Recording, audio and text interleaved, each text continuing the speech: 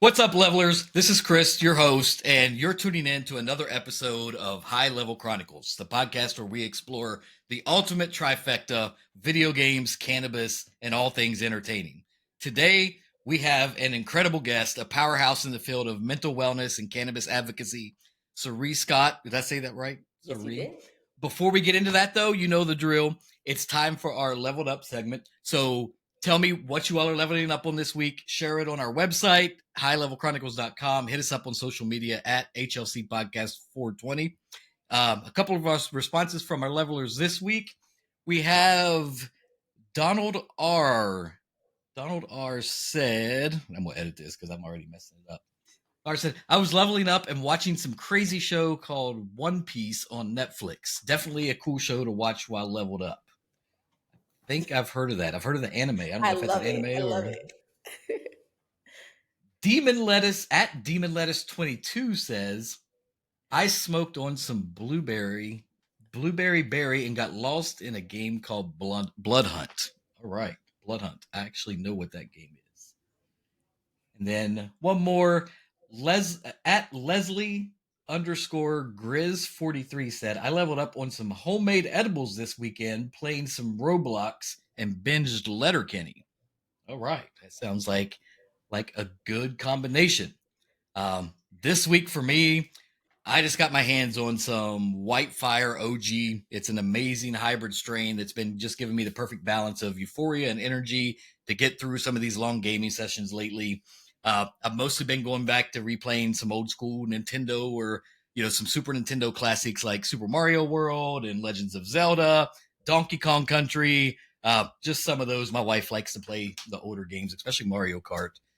So again, everybody, share what you all are leveling up on, whether it's a new show and a movie, what cannabis strains you're leveling up on. Share your experience, your gaming victories with us on social media or on our website. But today, let's get into it. We have a very special guest joining us on the show. She is a licensed graduate professional counselor. She's a certified cannabis educator and the co-founder of Leafy Lifestyle LLC. Let's give a warm welcome to Cerie Scott. Cerie, thanks for being here today.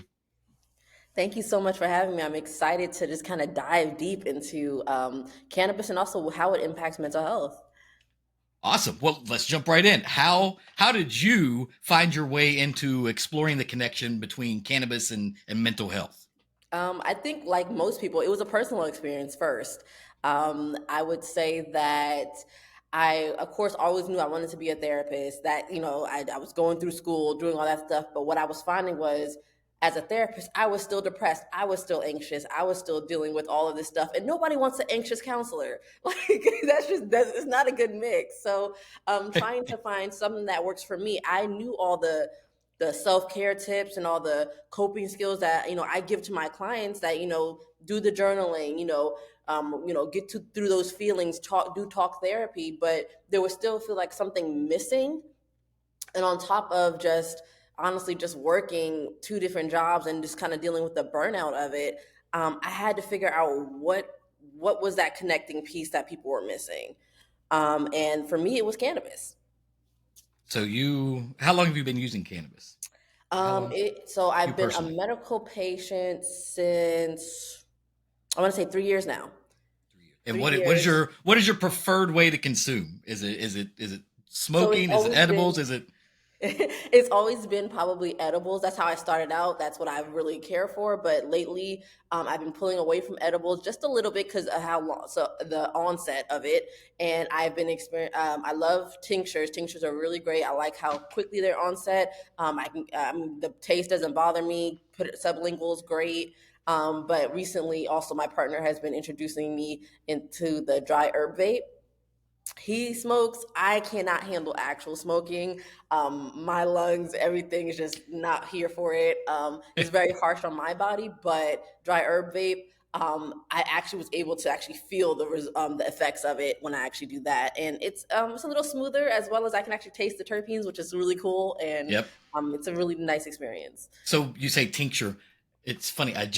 So do you make your own tinctures or do you buy it? So I actually buy them. I do Liberty tinctures and Healer brand tinctures. They're really good. I just made my very first tincture over this last week. The first time trying it myself to make it. I've made Mhm. oils, butters, I made all that, but the tincture was the first time, and I did the whole, I don't know what they call it, the cold infusion. So it was like Okay. Everclear, and it's frozen in. I did exactly what they said. I made it. I let it sit, and then I even took it a step further because they say let the alcohol evaporate off to get rid of the burn and everything because we Yeah, know that's gonna be under your Everclear is tongue. pretty Mhm. strong. And I reduced it by about half, and I was like, Okay. okay, I'll try it. Still was, oh my god, I Burning. put Yeah. one drop under my tongue and it like lit me on fire, and I'm like, okay, let me reduce it some more. So I reduced it down almost to a fico, almost to an oil. It was pretty thick, and I Yeah. did, and now it's not, it doesn't have the, it still has a burn, not nearly as bad, but I Mhm. tried it under my tongue. But what I found is fun. What I found with it is, so the reason I originally made it, let's back up a little bit, is because I was trying to make my own nerd ropes, and I was using my oil. Well, the oil separates from the Yep. gummies, and even though everybody I had seen on YouTube and everything, and I'd see that's what they said to use was oil. It Mhm. didn't work for me. Whatever. Mhm. It just separated out. Every time I grabbed a nerd, it was just all over my fingers. So I was like, Mm. I'm gonna do the tincture and try to make it And that. then Now add it that I way. haven't made them yet, but what I have found out is I have some peach rings that were um, edibles already. I Yep. said, you know what, fuck it, I'm just going to try it. And I took my tincture and I squirted it all over that, and I was gone the other night. Yeah, I'm It sure. was, it was No, very, I'm so sure. tinctures are something new. I'm trying, trying out, and I did the sublingual thing, and it was all right. It's immediate. It's pretty fast onset compared to like edibles. Edibles for me though, they don't hit me like most people. Like I can Yeah. take an edible and it just kind of, no matter what the milligram, I've taken 150, 300 at once, and it's still, Yeah. it'll elevate me. Don't get me wrong, but it's not Mhm. like most, like some people I know can take an edible and they're gone. Yeah, Like but they're it in also space. depends on how it goes through your digestive system because it has to reuptake all over again and going through your liver. That's a whole nother thing. So you can like get people can usually get more high after it goes through your liver and does that part. So Yeah, yeah, that's part of the whole. Is that's part of the whole? I think the lingering effects of edibles, digesting. But for me, I like edible, but I'm a smoker. That's what I mean. You haven't seen it yet because I haven't lived up. But I usually during this and everything, I usually have one lit, and I'm not I don't smoke all day like I've heard. Some people do, and I have nothing against it. I Mhm. keep one around and I hit it here and there throughout the day, almost like a vape pen. But I don't vape. I've never. I used to smoke cigarettes, so I quit Okay. smoking back in 2016, and so I tried vaping. I tried all that before, and I just never was. And I tried vaping cannabis recently, and it still just makes me cough way too much. So I'm just like, yeah, I just Oh, don't do it. interesting. So Okay, all right. Well, tinctures and we'll definitely have to edibles. talk a little bit more about the vaping experience because there's definitely some positive things for it. But and it's interesting because smoking for you is easier than the vaping, which is so interesting. But I think it's also probably because you're getting more of the actual medicinal thing right to your bloodstream than you probably were for smoking. Yeah, yep. So you've got cannabis involved in your life, and then of course you have co-founded with your partner Leafly Lifestyle LLC. Now I've Yes. took a look a little bit at that, so I see you do webinars and consultations, events, and more. Can you tell our listeners a little bit more about Leafly Lifestyle LLC and what your goal is with that?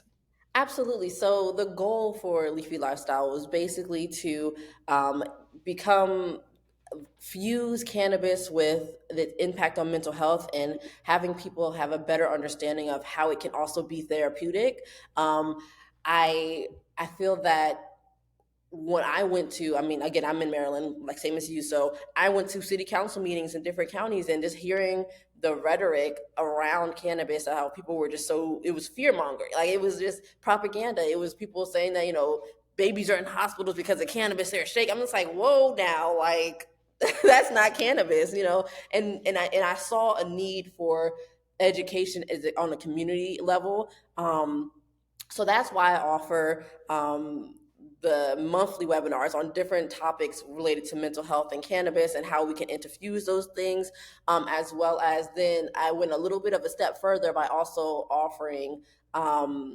the what is it, the educational events, so therefore people can actually request to for me to do like a Zoom for their family and friends in the comfort of their home if they don't want to just join the webinar as a mass. They can actually have a group of friends get together and come either do So you can Zoom make or it even in more, person. intimate. So if in a setting. Absolutely. Absolutely. So therefore, they can ask all the questions. Because I think another thing about being on a webinar, especially with people you don't know, and even though there is some type of animosity, because sorry, anonymity. Sorry, there's some anonymity with being on a webinar, and you're not showing your face. I'm the only person showing my face. Still, it's really kind of like, okay, the question and answers, they don't want to ask the questions and feel, that they're being shunned, or even the stigma around, like, you don't know that about it and you're here. Like, again, there's a really fine line between the stigma of using, and then a fine line of stigma of knowing what you know about cannabis, So, what are right? some of So the events that you do? What are some of the, you say you hold monthly webinars? yeah, What are some of absolutely. the some So of the topics you touch on with that? absolutely. So January was Cannabis 101. We were starting fresh off the boat, like just going, hitting it straight, getting just the starting the new year. Cannabis 101. Let's just get down to it. Which is actually February. my second episode title, Cannabis 101. And I didn't go into a huge deep dive at all, just touched on a few things, which, so yeah, I But get that's that. good. But no, that's the episode I listened to, so it was perfect. You did a really good job, and I love the fact that you touched on the Thank you. history of it as well. So February, which we're getting ready for, it's on the first, is going to be cannabis, sex, and intimacy. So we're going to be talking about how those things intermingle, how you can do it, how it can help you increase your pleasure and sex life, only for not only for solo but also for partners. As well as there is a recipe I have in there for cannabis lube, as well as cannabis suppositories. Wait. Um, So stop, let's hold up for a second. Cannabis lube. Now you got me like, how does cannabis lube even work? Does that give it cannabis yeah. into So the there's different system? ways you Just can use it. There's different ways you can use it. So let me go ahead and just give you a rundown again. This is all yeah, I I'm getting gotta know. everyone ready Okay. for this webinar. So I'm okay with sharing a few tidbits to just drag everybody all in. Yep. So the Like, first thing I'm going to talk about with that is the benefits of cannabis with solo and partner sex, as well as how it works in the massage oil. Um, so the first thing I always say is that, first of all, the two out of the people that we surveyed that found that cannabis actually does, 2/3 of them found that cannabis does enhance their sex life. 1/3 didn't. So this might not be your jam, your strain of choice, but it's okay to experiment and find it out, right? One of the things is cannabis use is good for pain relief, sex related anxiety, PTS symptoms related to sexual traumas, and also just being able to connect to your partner on a deeper level with love, compassion, intimacy, right? Also, it does have the let go some of the inhibitors, kind of like but not like alcohol. It's like it's not as bad as alcohol. Like you're able to get into it but not feel like you're just letting loose completely. You're still very aware and present. So about the endocannabinoid system and how we have all the receptors all over our body. So we have pain receptors, stress relief. It heightens our sensibility when we add cannabis to our bodies and to our sex life.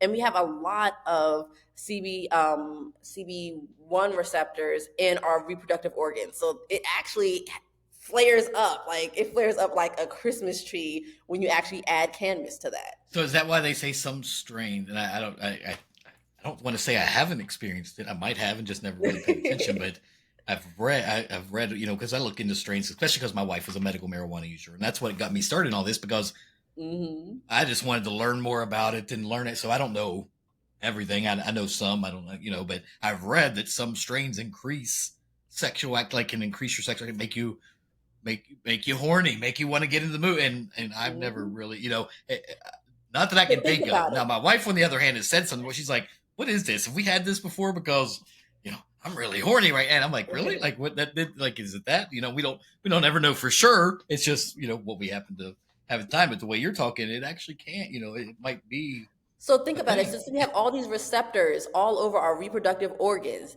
so for your actual body, what it would help with was pain relief. It'll help relax your muscles, help dilate blood vessels, and increase blood flow and sensation all over your body. So those are the biggest things we hear about sex is how it needs to increase blood flow, how you have a better time, you need to be relaxed, you need to be comfortable. Those are all the things that it does. So here's some of the things of how we can use it. So of course you can inhale it. It's just it can be real. What is the word? It can be a good journey just to roll one with your partner. Cool. It's intimate time. Cool.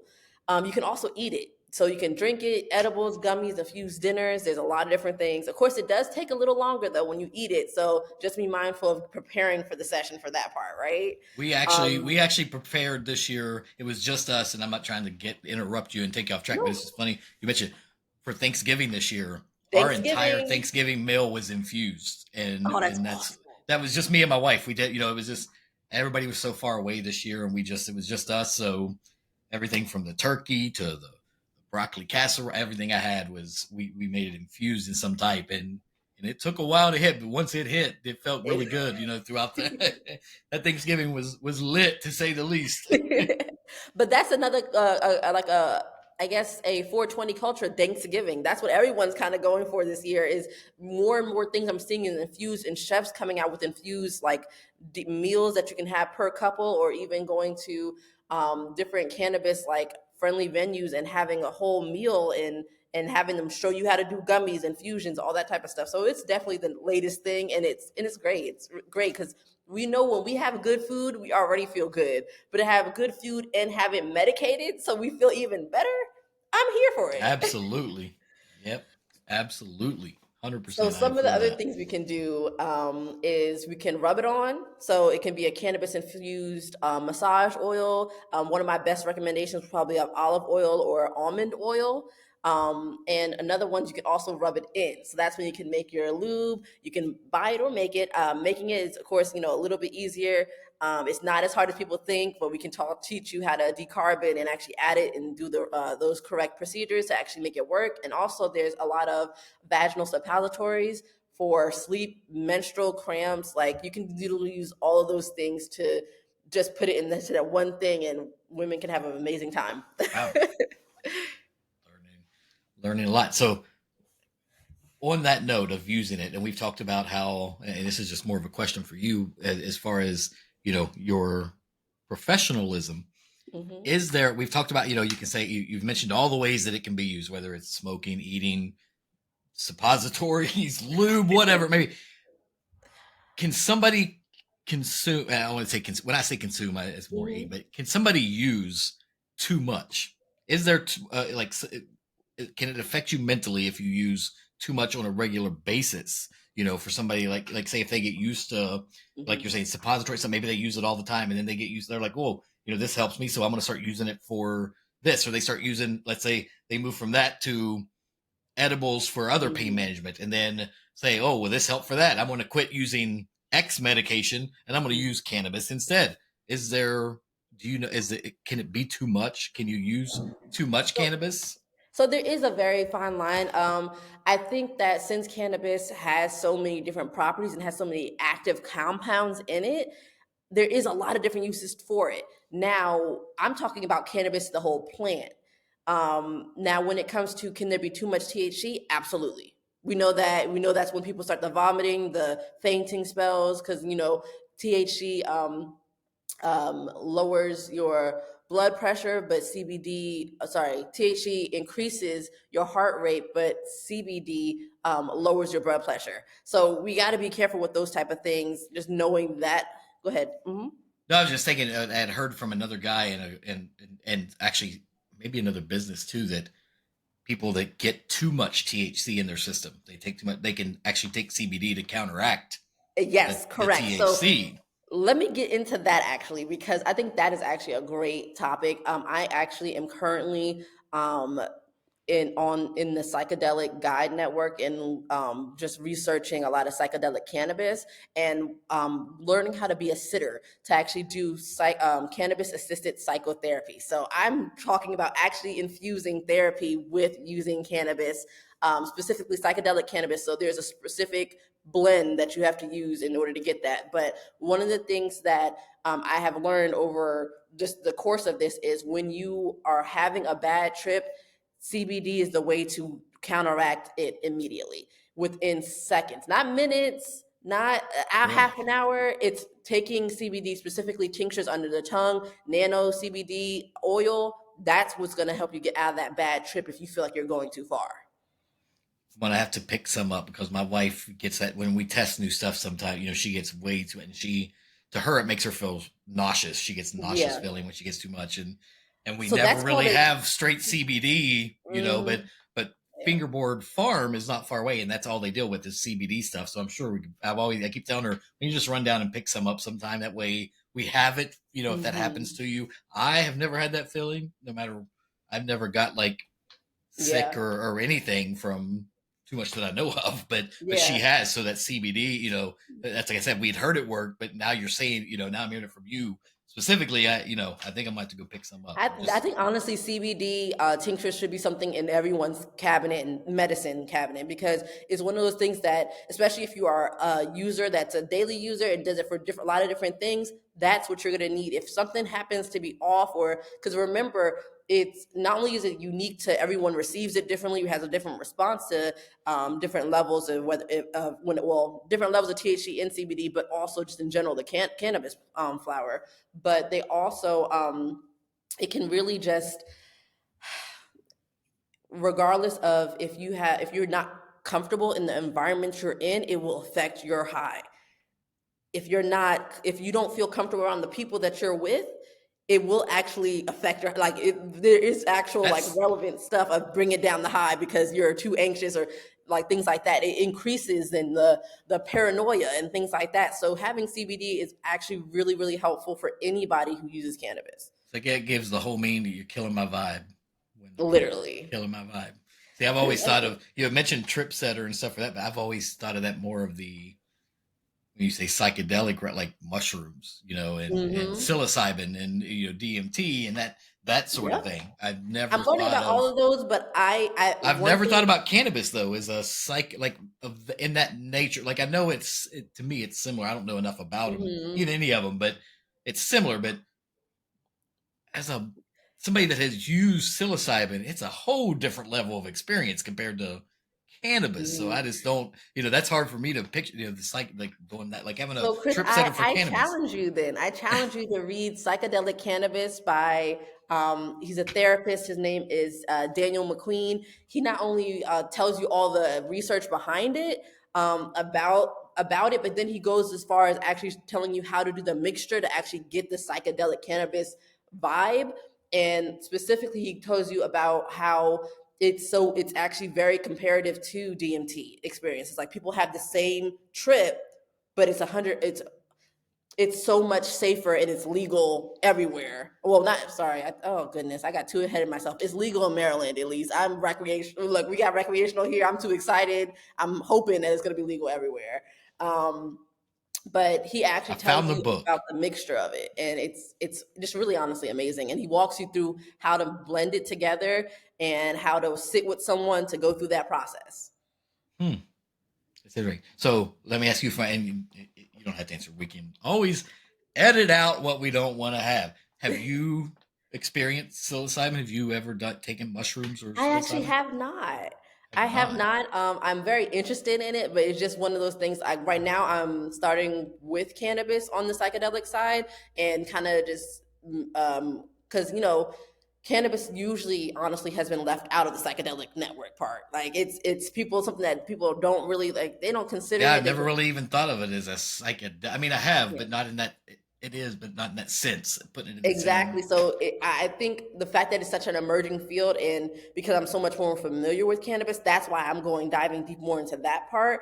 But I definitely plan on trying out some other the different things, just so I can say, before I can recommend things to my clients and walk them through those type of things, I want to experience what they're experiencing, so I can at least understand what it is that they feel during those times. Absolutely. I can't So recommend something if I'm not willing to try it myself. yeah, I got the book pulled up. I want to do that, but I want to touch on something you had mentioned. You were just mentioned it's going to actually lead into my next question for you. You had said, it's becoming Maryland. Let's go back. Maryland became recreational legal this past July. Like it's last Yes. year now, but Hmm. Virginia's had it for a while in other states, and it's starting to really, I don't want to Take say it up. take off, but like you said, the stigma is going away. But when it comes to social justice impacts with that, Hmm. how do you see? Do you see? You know, you said you were an applicant for the Yes. cannabis Hmm. and the verified social equity license. So with social impact, how do you see the cannabis industry contributing to social justice? I can't even talk right now. Social justice, especially in your unique position. Like, how do you see that? So I find it to be a very tricky field. I feel like there are still. It's interesting because even I'm finding that there's even fear mongers, and even with this whole rescheduling possibility. Like there's even people like, no, it shouldn't. Don't if they reschedule it, it's gonna do this and this to this. The cannabis regulations, like they're even putting fear on us for that. And so it's a very tricky thing when it comes to the social justice. I mean, I'm sad to say that the whole social equity, even just the word, has really become like a little bit of a laughing stock because they're not actually dealing with the people that actually have been targeted by this. Like they're saying it's social equity, but then they're not actually giving it to like giving any help to the people who actually were affected. There are some great brands out there that are. Just the things that come to mind is like 40 Tons. They do a great job of actual for working on expungement and even contributing money that they get to actual prisoners that are in prison for cannabis related um, uh, offenses. So And we're all talking of that, it's like just people that just got arrested for possession. I mean, not even.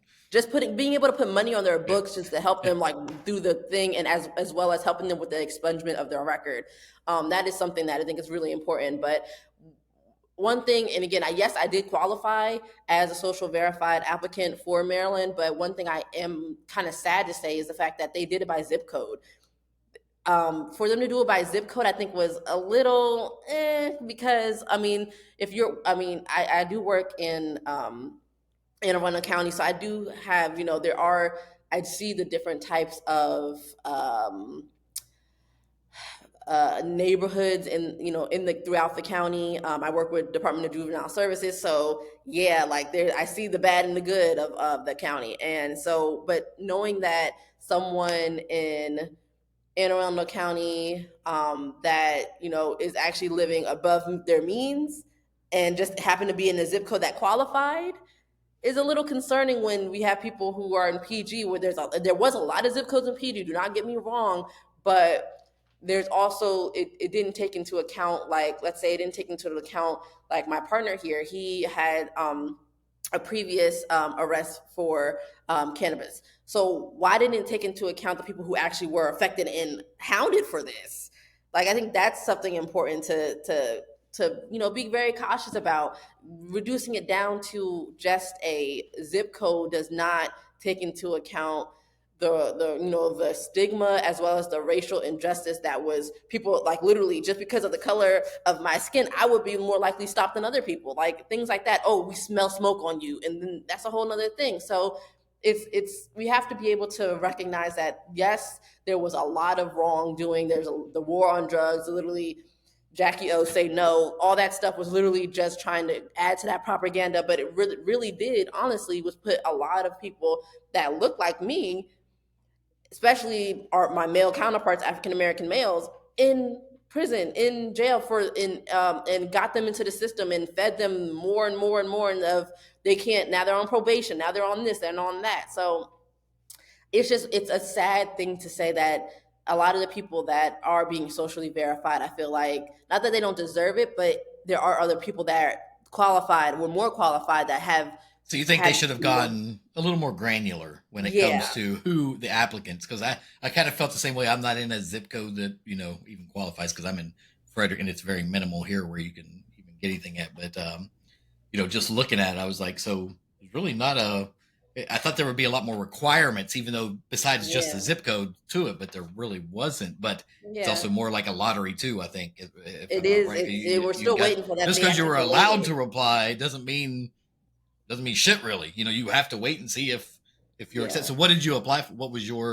Which one did you So my apply for? group, we went for a standard grower and we went for a microprocessor. Nice. Um, What is your what? So if you end up getting one of those, what's the future look like with that? With if you get approved for that application, what's your goal? What do you see happening?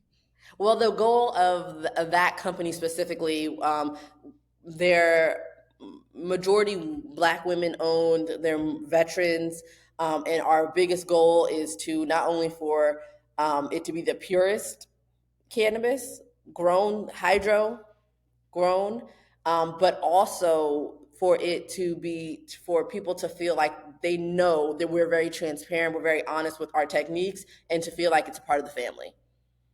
Do you think this is a question? Do you think that dispensaries nowadays, so essentially, if you're growing this, the ultimate stuff, if if you're selling it, whether it be to dispensaries or consumers, you're Mm-hmm. going to have your testing results that you get from everything.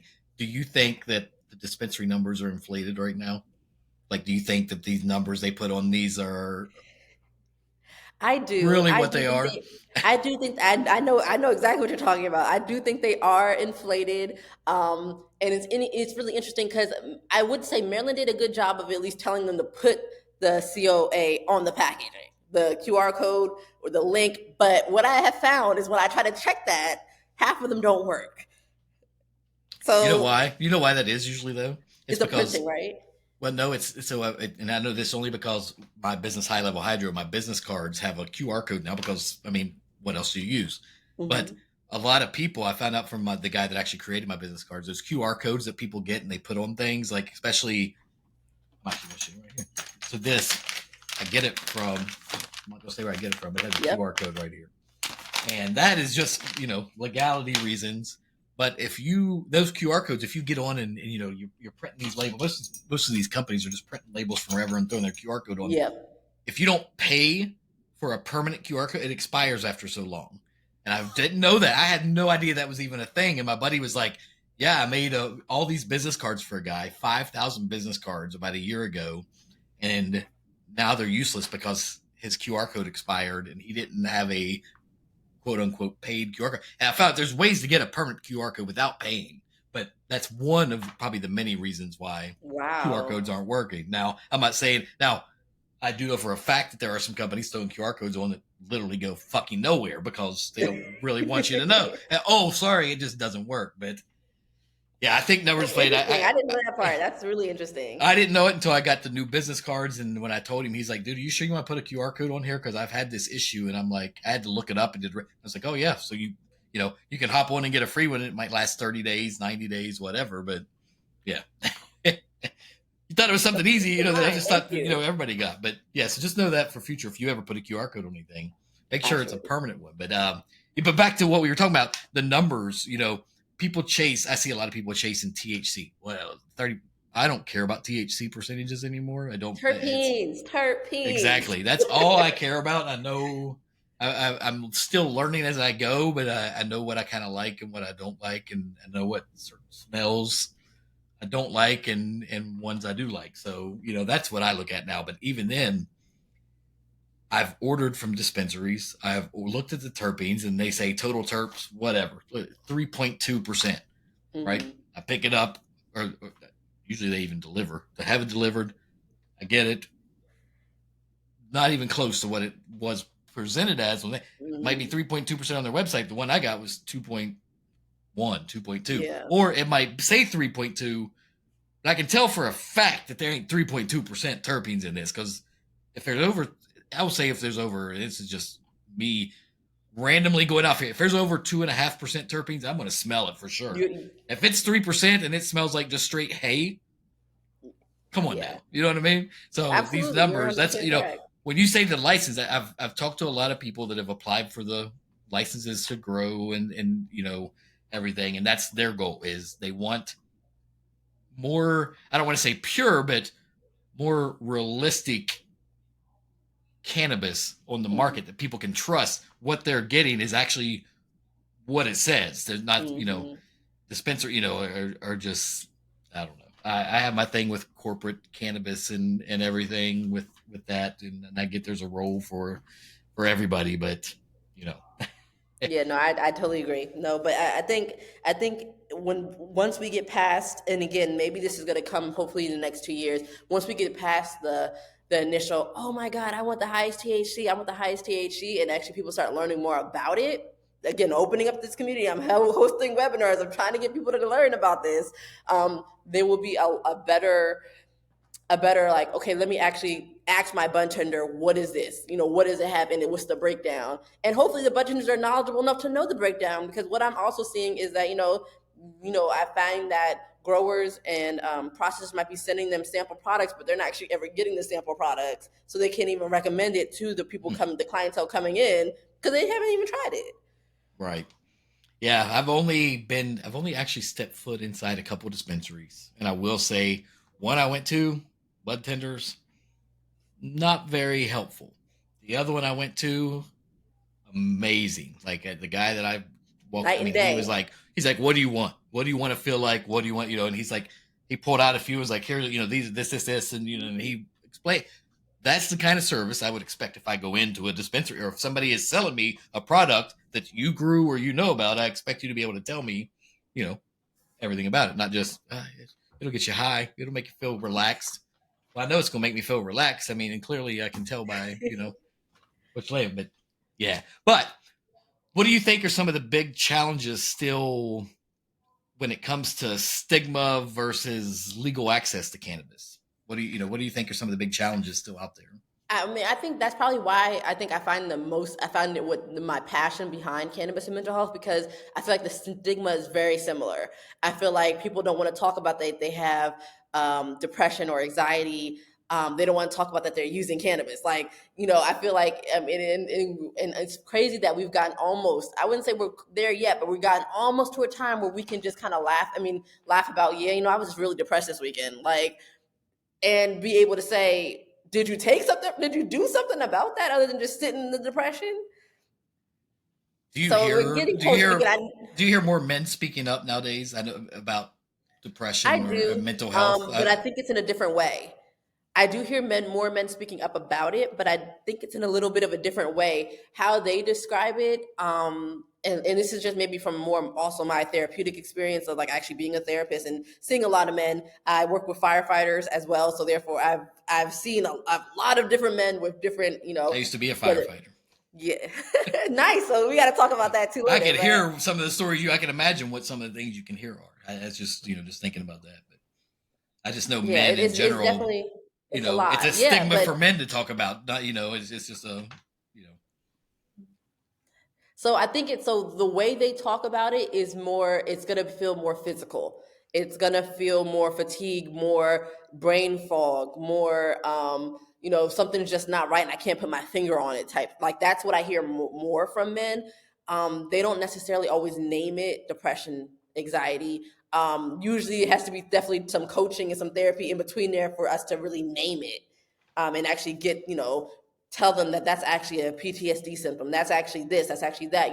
Your insomnia. Or I'm just always up. And it's unfortunate because of course with firefighters, when the 24 on 24 off, or even 48 some days, that messes up with our psych, our sleep rhythm. And so therefore, on top of that, having that as a job of having to be awake and be alert, and or even sometimes hearing the alarm go off that you need to get up and get dressed and go, that also can cause some internal stuff that, now every time, I think I had a client that every time he heard like a certain ringtone, it just did not work. Like the ringtone, it was just to the point where it was like caused a bit of a panic to hear a ringtone. So he just had to actually go back and download old ringtones and just switch it up every now and then, because he was like, just hearing that ringtone brings me anxiety. It brings me that something's going wrong, and I have to be now on high alert. So that's what I'm seeing, but I am seeing people talk about it at least a little bit more, even if it's just referred to as sadness or, paranoia. They're still not necessarily ready to say it's depression, and it's anxiety, it's PTSD. I can say I got off a lot of anxiety medication, all of my anxiety medication, because of cannabis. So Hmm. I got off my I own depression medication I with cannabis. the stigmas are coming down. But what what we had talked to, you'd mentioned a little bit about the Schedule One reform that's going on. Hmm. What do you think is the likelihood of a federal legalization in the U.S.? I definitely think it is going to be rescheduled. Because if it's not rescheduled, I think it would really just create more of an uproar of people just like, okay, how can the DEA say that even though we have physicians, nurses, counselors, all backing this thing, saying that it has medical properties, just to outright, after the FDA said it, like just outright say no. Like people will literally have an uproar because at that point it's feeling very much like a dictatorship that you're just we don't care what the actual, even if it's health benefits, we don't care. Like we're just not going to go ahead with it. Like that is, and it's just seeming that what are you really backing at this point?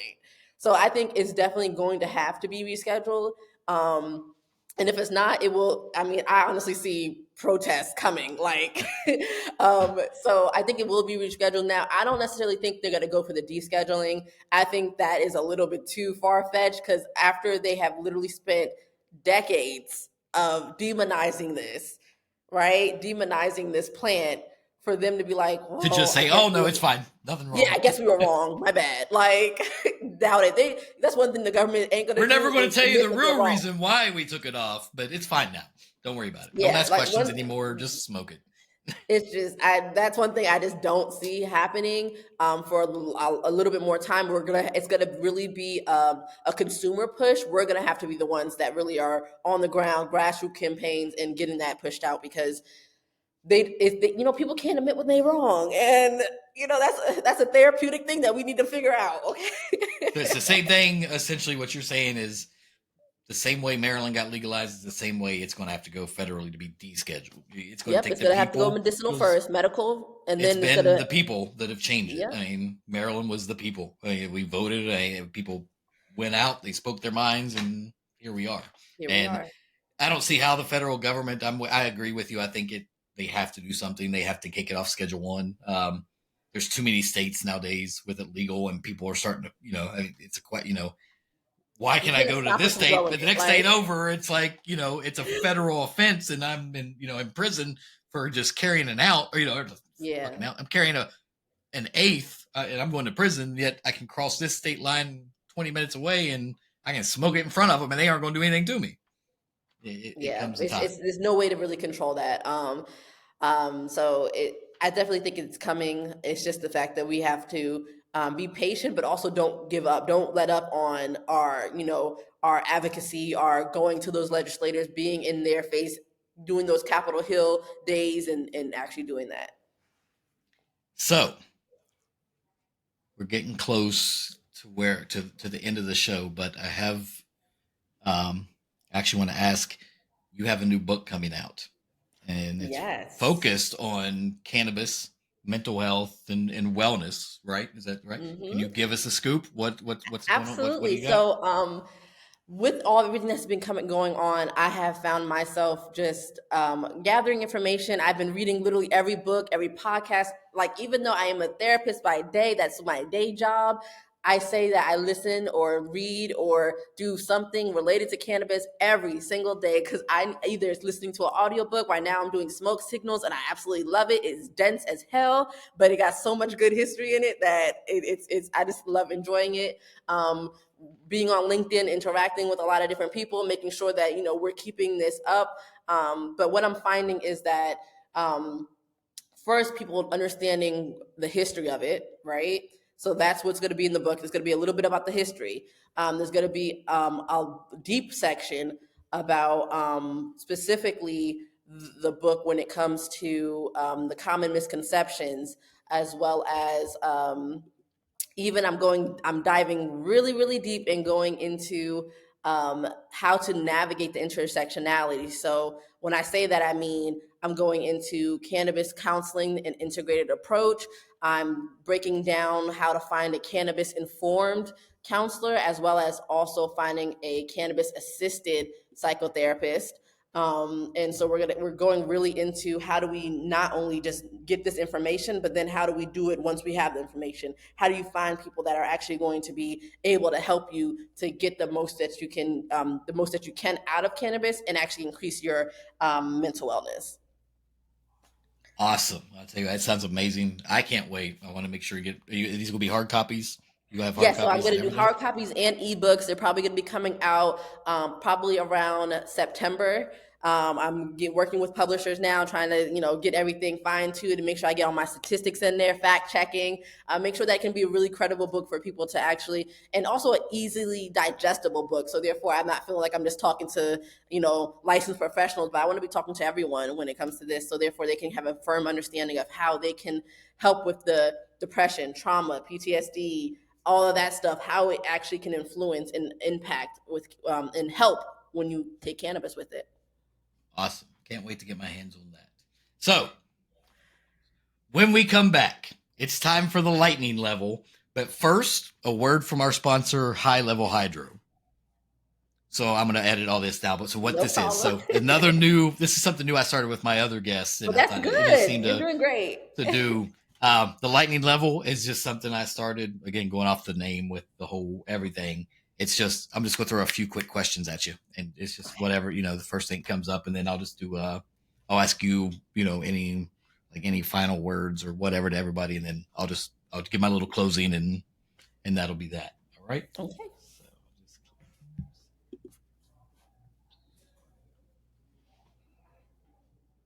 all right. Now, before we wrap things up, it is time for the lightning level. So here's what's going to happen. I'm going to throw a few questions at you, and I need some quick answers. Okay? Are you Okay. ready? Yes. Favorite strain of all time? Skittles, Zittles from Nature's Heritage. So is that like the Z Skittles? Is that what you Yeah, said? there you Got go. it. Got it. I know what it is. I know what it is. So bad. What is the best piece of advice you've ever received, and who gave it to you? Ooh, that's Put a you on hard the one. Okay. spot. Yeah, putting you on the spot. I would say probably from my own therapist. Her advice was that once I find something I'm passionate about, put my purpose behind it, and don't let anyone tell me that I can't do it. There's always going to be a need for something. Everyone, you can literally find anything on the internet. So people find a need for anything. So there's people out there that are going to need what I have to give, and so therefore it's still going to be meaningful and powerful, and therefore put it out there anyway. Even if no one finds it, someone's going to find it eventually, and I'm going to find the right audience for it. So Awesome. So you do a lot. You have a lot of stuff behind you, a lot of everything. What is your go-to strategy for overcoming creative blocks or challenges? I would say I talk to people. I know I'm a therapist, so I talk to people a lot. But I think because I feel like there's no better way to understand what people are going through and what are the gaps that are missing if you don't actually talk to people and ask them those questions. So, if I find that, I find a friend that, I have an uncle that just opened up a senior living facility. So I'm already asking him, hey, do you need me to come do workshops for mental health and cannabis? I'm already just throwing ideas out there. And I always write down, keep a journal by my bed because I have those late night racing thoughts and I just journal them out and I'll come back to that idea later. Awesome. A favorite TV show of all time? Living single because I have my middle name is Sinclair. So I have that fun loving Living Single. spirit. That's what I'm feeling. We're showing ages with Living Single. I like it. So I guarantee there's listeners out there going, "What the What's hell is living Living single? Single? What the hell is this? Is this something new? Let me get on Netflix and see if I can find it." Not going to happen. All right, last one. Go to munchies. Ooh, okay. So it's either any type of like watermelon or apple gummy, like just like with those, the gummy worms. Right? Or I like chips, so like ruffle chips, and I'm really into fresh tortilla chips. Fresh tortilla chips. Any dips? Guacamole. Um, Dips. Oh, I love salsa. All sauces. Throw them in there. Like we going. But I'm still working. I'm supposed to be dairy free for the next 2 months. So, but I like my ranch. I like my green onion dip. I like all that stuff. So we're still struggling with that part. Solid choices. Now, as we wind down, any final thoughts or advice for our levelers out there listening? I would say, well, definitely visit Leafy Lifestyle LLC.com and really just kind of take a deep dive into the website.